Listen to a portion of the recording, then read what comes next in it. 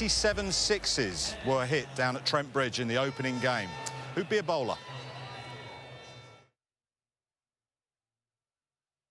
Well, there's no question that scoring rates and balls per six hit has increased as we've gone through World Cups, particularly in T20 cricket. Look where we are at present day, 2016 to now. Run rate of 8.3, that's the highest it's been, and balls per six are down to 18. Stuart, how much pressure are bowlers under in the modern game in white ball cricket? Yeah, you're under a huge amount of pressure. I think when you look at the scoring rates and how scores are getting bigger, I think that's purely due to the talent of the batters. They can hit sixes. We saw the other night at Trent Bridge, sixes were going over third man, fine leg, long on, mid-wicket. So there used to be one or two players around the world that could be called 360 players, De Villiers, Butler. Now it feels like the majority of players are expected to be able to hit the ball 360. So it becomes very tough, and I think how you can judge the fact that bowlers are valued very highly is the IPL auction, because you get a lot of bowlers go for a lot of money because stats people within the group go, we need a bowler who we can rely on. And venues seem to be getting smaller as well. If we have a look at the fastest scoring venues, we were at Trent Bridge, of course, the other day. 21 balls per six. Look at the run rate. It's quite a small ground now, and having a very flat pitch.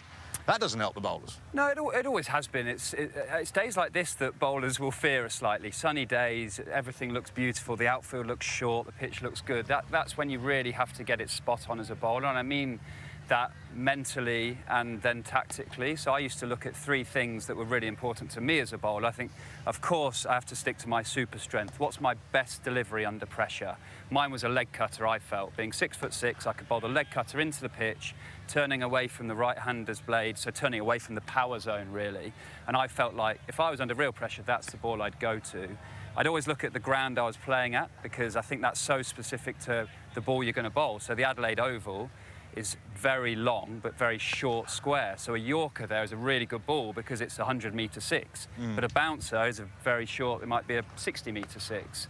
And there's examples of other grounds, say Cardiff, for example, is very short, straight and very wide, so slower balls into the pitch are very, very good there.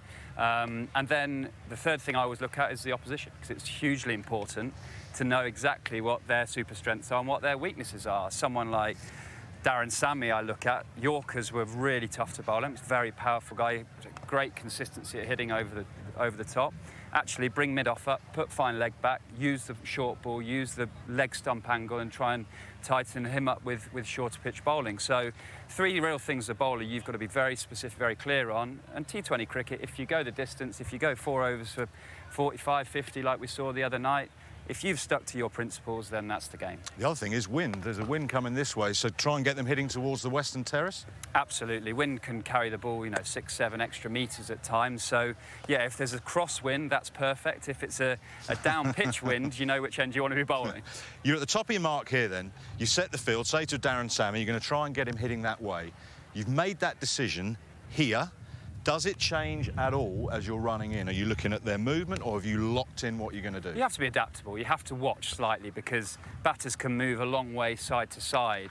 But actually, more often than not, you see that throws the bowler, and the bowler will then bowl a ball that's completely against the field. I think that's what both sets of bowlers, but England particularly the other night, bowled a lot of balls that weren't necessarily to their field. I don't mind saying, look, I'm going to bowl a wide Yorker, third man, deep point, deep cover, and I'll get it out there, and that's where they're going to hit. I don't mind that as a plan, but then you have to be adaptable to change that. 2 balls, right, I'm going to change now. Let's protect the leg side. Just keep the batter thinking all the time, because I think on flat pitches and small grounds, if you try and bowl 5, 6 of the same delivery, you're going to get one wrong, and the batter's going to play a great shot, and you can go for 15. Right, well, talking about bowling the same delivery, let's have a look at Tom Curran in the 19th over in that game at Trent Bridge. Couple of questions. Was he too predictable in so much that he was just going mainly for the Yorker? There is a slower ball in there. And what is his best ball, would you say? I think his best ball has always been the back of the hand slower ball. I mean, Tom's biggest strength, he's got a great character. He wants the big moments. He wants to bowl the penultimate, the final over, and 6, 7 are needed. That's a great strength that he's got. the Yorker has to, judging by this over, I'd say the Yorker is his favourite ball because he attempts it 5 times. But where he got it slightly wrong is his line varied each time, apart from the last one, which was a leg stump Yorker, which means that you can get hit for 6 leg side and get hit for boundaries offside, which makes it very difficult to protect that field. So I'm sure he was probably trying to bowl leg stump Yorkers that he nailed in with the last ball, with the variation of a slower ball. But if I was him, I'd have used the slower ball one more time. Yep. And tried to really focus on that leg stump line. Right, that's the bowler's perspective. Thank you very much indeed. We're going to head down and speak to Kumar now. Talking about Yorkers there.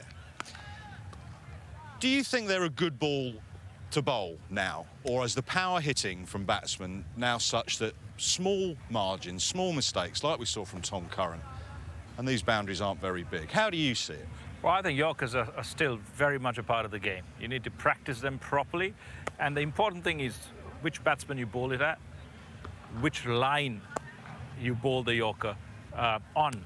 Because for me, a lot of bowlers going wide and bowling really good Yorkers wide is a problem for me. So if bowlers are practicing that and executing that very well, that's great. You can go at the heel. If you're talking to Andre Russell, most of the bowlers will try and go wide the crease and try and bowl at his heel. So the direction of the Yorker is important. The practicing of it is very, very important. It just gives you more options to set the field. Now, as a batter, if someone is bowling a Yorker at me, first thing I will try and do, even if there is a fine leg down, I'll try and paddle him to see if I can get it fine and then try and throw him off his game. The other thing a bowler would do is try and set a field that gives him a little bit of balance and keeps the batter anchored to one guard. So maybe on leg stump, he wants you to think that he'll bowl a variation of Yorkers, maybe slow ball, maybe bumpers, and he wants you to try and be confused and just stick in one place, and that allows him to bowl at a very static target. So I'll be trying to throw him off, but Yorkers, to me, more and more now, well-executed Yorkers are still very much important in T20 cricket. Well, let's show you Chris Jordan then. We've just got 3 examples of him absolutely nailing a wide Yorker. Just in some, and we've got a blue line here at Headingley. If you can nail a Yorker sort of there, what are your options as a batsman? Well, one thing is, you can start moving across and crowding that off stump. It gives the bowler more margin because you can't destroy a wide. Sorry, you can create a wide. You can't create a wide, you can destroy a wide. So the closer you get to this off stump line, the bowler has more margin to go wider. As a batter, I'd be trying to first try and do that. I might even bat further down the crease, change my guard, bat even outside the crease if he's executing it well, so I can maybe get a low full toss. Whatever works to really throw the bowler off his game. The other thing is open in the face of the bat, trying to hit the gaps through cover, trying to see if I have the power to try and get it over the line or through that field. So if someone is nailing those Yorkers, Wardy, every batter knows that it's a tough job to try and hit them well and hit them for 6 or 4. Sanga, thank you.